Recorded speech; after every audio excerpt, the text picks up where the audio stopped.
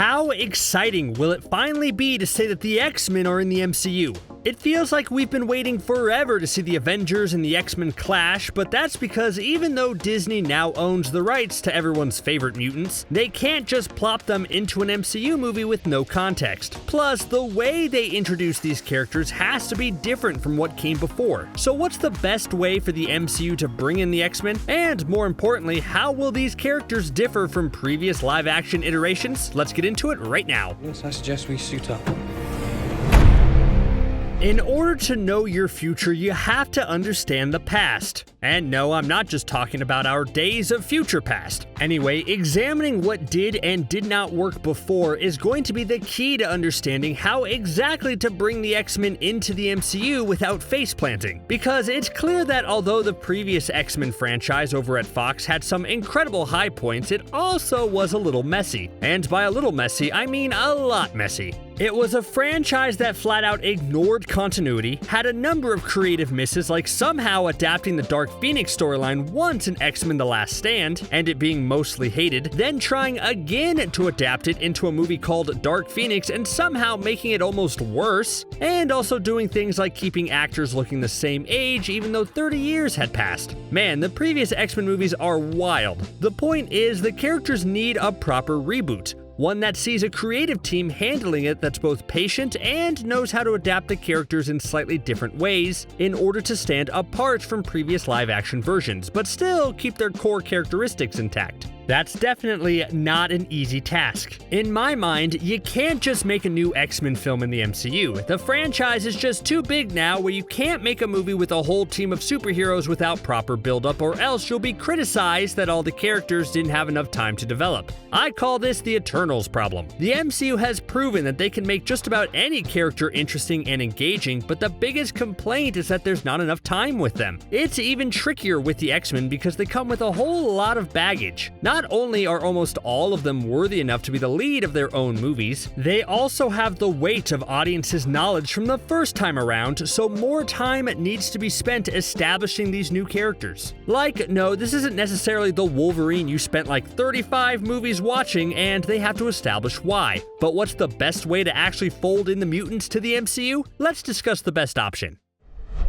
Doctor Strange in the Multiverse of Madness promises to be a real game changer. Phase 4 of the MCU has been all about introducing the concept of the multiverse, and I think so far they've laid the groundwork rather well. They first took one of the MCU's most beloved villains in Loki and put him in his own show that ended with the reveal of potentially the MCU's next big multiversal baddie in the King the Conqueror variant, He Who Remains. But granted, not everyone watches TV, so for those that only stick to films, the multiverse concept was explained rather brilliantly in No Way Home by uniting all three Spider-Men in one film. That was a way for the MCU to tease the idea of multiple universes with different universe versions of the same character, all wrapped up in a fun, fan-servicey way. If there was ever a way to introduce the idea of a multiverse, No Way Home was it. So with that, I think it's safe to say that the multiverse is how the X-Men will be introduced in the MCU. It makes the most logical sense and ties into the overall story the MCU seems to be telling now. Like, not only does the multiverse sidestep any confusing questions about where the mutants have been the whole time in the main universe, but it sets the stage for a massive universal battle even more epic than the one we got in Endgame. Like, picture this, it's 8 years from now, and the MCU has built up to its finale of the multiverse war. Kang the Conqueror is on the verge of wiping out every universe except his own, so the main Avengers universe teams up with the Fantastic Four's universe and also the X-Men's universe to make one final stand. Come on, that would be amazing, right? And that all starts with introducing the X-Men in a different universe. So that brings me back to the Doctor Strange sequel. Remember how I said the X-Men should be gradually introduced instead of all front-loaded in one movie? Well, Multiverse of Madness could begin the mutant takeover by having Strange step over to a world where the mutants are prominent. Maybe he can cross paths with a new Professor X or even a new Wolverine? It doesn't have to be a major plotline, but just presents the idea that the mutants are out there and thriving on their own. Baby steps, people. And yeah, having the mutants exist in their own universe is the easiest thing to do in this situation, but are there other ways? Well, I've thought about this a lot, and although the multiverse makes perfect sense, especially now, I want to talk about some of the other options. I think one of the most predominant theories besides the multiverse was the idea that the mutants were actually in the MCU the whole time, only hiding in secret. Yeah, there are a ton of problems with this. Mainly how with the MCU as expansive and detailed as it is now, it's pretty preposterous that not only would the existence of mutants be a secret, but that they wouldn't step up and help during all the huge catastrophes Earth has faced. Like, I'm pretty sure the MCU has learned their lessons with the Eternals. The biggest question that arose from these characters getting their own movie is just where the heck were they when Thanos invaded? They tried to explain it the best they could, and honestly, the explanation was kind of dumb. They were instructed to never interfere unless deviants were attacking and threatening human life because they wanted human life to grow and expand on its own. But when a giant purple alien threatened to wipe out half the human population along with the rest of the universe, they also didn't want to help. There really isn't a logical explanation for that besides, hey, we didn't quite know we were making this movie yet. So I would bet that in the future, whenever the MCU wants to introduce a character or characters who supposedly have been super powerful for years and years, they'll just establish it as a different world. No need for that headache. So yes, overall the whole mutants exist in the main universe but are secret just doesn't make sense. And you want one more wrong theory? It's one that I thought would have been radical, but would have been the perfect situation if the whole multiverse angle didn't work out. So we all know that half the population blipped away and then snapped back, right? What if the MCU had gone with the idea that the ones who disappeared and reappeared came back different? Perhaps with their genetic code changed and now being what people considered mutants? That would mean mutants could be introduced in the modern day MCU without any issues regarding the past and also interact on a daily basis with the other Avengers. Yes, it would be hard with some of the mutants who have such a rich history like say Wolverine or Magneto, but I think there would have been ways around that. For example, say Magneto had his same backstory like he always does regarding horrible atrocities of World War II, but never could do anything about it, but then finds himself suddenly with a mastery over metal and stronger than he's ever been before. What would the storyline be then? Okay, fine. Again, this is probably too radical and the multiverse angle works a lot better, but it's kind of fun to think about, right? So there's been a lot of talk about how the X-Men joined the MCU, but I wanted to take a second to talk about what happens when they're actually here. Because frankly, I'm a little worried. I know the prospect of seeing Wolverine fighting the Hulk or Storm have a presence in Wakanda or things like that is truly super exciting for the MCU. But doesn't it sort of feel like too much? For the longest time, even when the Fox X-Men movies were bad and people complained about superhero oversaturation, it was still organized. You had your Disney Marvel characters on one side and your Fox Marvel characters on the other, and besides the occasional Quicksilver, it allowed for both universes to thrive a bit with a deep well of characters and complex histories. Combining those all into one super franchise is mind-boggling and fun, but feels crowded. Like, think about it. Right now, we're operating around 3 MCU movies a year, plus a whole gaggle of TV shows. If the X-Men became a popular franchise, where would they fit in? Would we get one X-Men movie in 2 years or so, and then afterwards another one 3 years later? Would you just have the X-Men in their own film, or would you have solo films like Fox did with Wolverine? Technically, you could have solo films for all the major X-Men, and then lead up to an official X-Men film, but how much would that take away from other MCU properties? It's a daunting task that I'm not exactly sure how to make work. The X-Men are a whole team of mutants. That's already a lot. Then you also have to factor in things like the Fantastic Four as well. Could the MCU potentially collapse under its own weight? Well, I guess not if the focus stays on adapting these characters in the best way possible.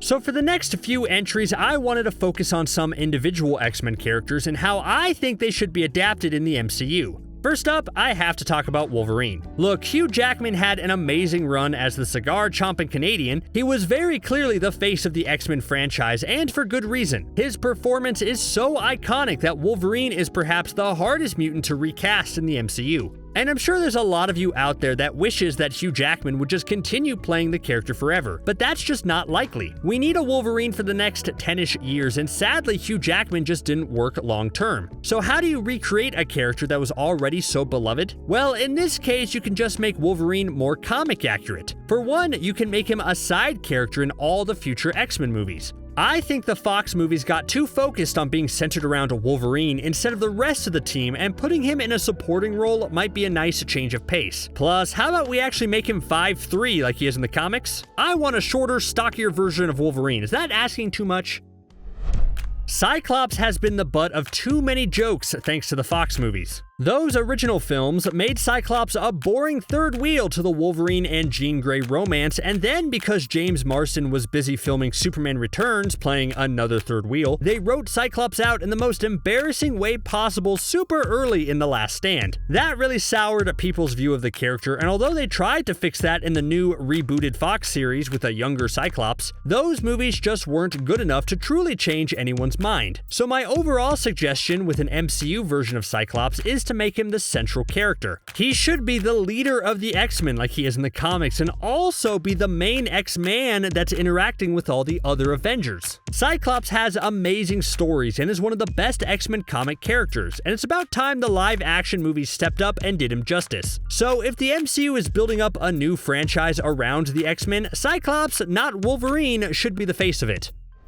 Magneto in the MCU is extremely tricky now. His backstory regarding the internment camps and World War II are so vital in who he is, but that's hard when the MCU will be like in 2025 when the X-Men get a full introduction. Magneto is generally born in 1930, but even if they aged him up and said 1940, that would still place him in his 80s to start his MCU journey. That's just too much. There's a few ways the MCU could work around this without changing his backstory. They could pull a Steve Rogers and say that Magneto was frozen or something similar for like 30 years before waking up. They could pull a Mystique and say that his metal powers somehow slow his aging down. Or they could do something a little wild and set the X-Men universe in the past. Like, who's to say that all universes follow the same timeline? What if when they discover the X-Men universe, it's still like 1975 or something similar? That way you can have a definite different vibe between this universe and the main MCU universe and still keep all the characters' backstories, including Magneto's, the same. I like that idea because it allows the MCU to make Avengers movies in the present day in one universe, but then play around with the 70s and 80s more in the X-Men universe. So I have another question. Which mutants that we've seen before should have a new chance in the MCU? Like, should the X-Men team be more in line with the original comic lineup? I know the OG Fox movies got us used to Wolverine, Cyclops, Jean Grey, and Storm with supporting turns from characters like Rogue, Nightcrawler, and Iceman, but what if the new X-Men team consisted mainly of Cyclops, Beast, Marvel Girl, Angel, and Iceman? I definitely think both Angel and Iceman could do with a character revamp in the MCU, don't you? I mean, really, there's no shortage of mutants to choose from. So with the X-Men properly introduced and making a huge splash, the question becomes just what stories should they tell? The X-Men comics are packed with some amazing arcs and storylines that the MCU should definitely consider bringing to live action. Of course, their most famous arc is probably the Dark Phoenix saga, but seriously, after 2 attempts, let's not go there again. Maybe you can introduce the concept of the Phoenix Force because that's important to the Marvel Universe, but please, just hold off on adapting that particular story, okay? What else? Well, we can probably also cross off Days of Future Past because that was objectively one of the best X-Men films we've seen, and I doubt we'll also follow Logan to Japan anytime soon. What does that leave? Well, even though the Dark Phoenix saga flopped and should be left alone, the Apocalypse storyline would be nice to see with a new perspective. Especially now that Kang the Conqueror is out there, the Apocalypse character just became way more interesting to see again. Probably the best new story to introduce would be the House of X and Powers of X storylines, which basically relaunched the X-Men for today. You can't do everything with that arc, but there's ways to adapt to key elements there for something really fun. And maybe you can't start immediately with the E is for Extinction story arc, but that's also something the new MCU mutants should have to deal with eventually. The idea of the X-Men in the MCU operating as their own independent team is super exciting, yes, but let's end this with discussing what makes having them in the MCU so much fun to begin with. It's the crossovers. We'll definitely have a good time seeing Cyclops and Professor X fighting Magneto or Mr. Sinister or whoever, but that all exists in a bubble. What happens when the X-Men start interacting with our already established MCU characters? Maybe Cyclops and Sam Wilson's Captain America will butt heads over leading their respective teams and not quite know how to work together. Maybe Wanda will find out that a different version of her father is Magneto and have to grapple with that aspect. Maybe in this X-Men universe, the Hulk is a dangerous wild beast and we have to watch Wolverine track him down in order to take him out. There's just so many fun possibilities, and that all starts with the X-Men being introduced in the MCU. Oh, and Deadpool 2, I guess? He'd tag along with the other X-Men somehow. I know he's not a traditional mutant, but he kind of counts, right? I don't know, I just want to see him team up with Tom Holland's Spider-Man. Or probably Andrew Garfield's Spider-Man. Any Spider-Man will do, I just want to see a Spidey and Deadpool team up. If that's the side effect of introducing mutants in the MCU, then I'm all for it. Alright, imagine all the mutants are brought into the MCU. They form the X-Men, they're lining up to do battle with the Avengers, then the joke is that they're all actually not anyone special and are all just different versions of Ralph Boner from across the multiverse. Yes, the MCU should definitely double down on their absolute worst joke ever, right? Make it happen, Kevin Feige.